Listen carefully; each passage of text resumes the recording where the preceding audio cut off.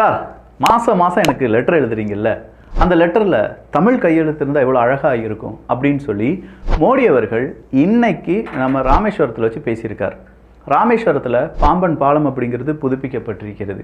So technology மற்றும் heritage இல்லாட்டி நம்முடைய தொன்மை இது இரண்டையுமே ஒன்றிணைக்கும் வேளையில் இந்தியா ஈடுபட்டிருக்கிற இந்த நேரத்தில் தமிழ்நாட்டுக்கு 7 மடங்கு நாங்கள் அதிகமாக இந்த மாதிரி ரயில்வேக்கெல்லாம் அதிக நிதி ஒதுக்கி இருக்கோம். 3 மடங்கு அதிக நிதியை காங்கிரஸ் திமுக ஆட்சியின் காலத்தை விட இப்போ கூடுதலாக ஒதுக்கி இருக்கோம். அப்படி இருந்தும் அழுது கொண்டு இருக்கக்கூடியவர்கள் அழுது கொண்டே இருக்கிறார்கள், அவங்க அழுதுகிட்டே இருக்கட்டும் அப்படின்னு சொன்ன அந்த சொல் கண்டிப்பாக திமுகவை எரிச்சல் அடைய வச்சிருக்கும்.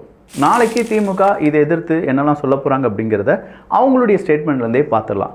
ஆனால் அதை விட ரொம்ப முக்கியமாக இருந்தது என்ன தெரியுமா? நிர்மலா சீதாராமன் அவர்கள் சென்னைக்கு வந்தாங்க. சென்னைக்கு வந்த நிர்மலா சீதாராமன் அவர்களை ஸ்டாலின் வேஷம் போட்டுட்டு சீமான் அவர்கள் போய் சந்தித்தார் அப்படிங்கிறது தான். மறுபடியும் ஒரு கட்ட சொல்லு, சீமான் அவர்கள் நிர்மலா சீதாராமன் அவர்களை சந்தித்தார்கள் அப்படின்னு சொல்லி சன் நியூஸ்லேருந்து எல்லா மீடியாவும் பப்ளிஷ் பண்ணிட்டாங்க. ஆனால் வெளியான புகைப்படம் என்னமோ ஸ்டாலின் அவர்களுடைய புகைப்படம் தான் இருந்துச்சு.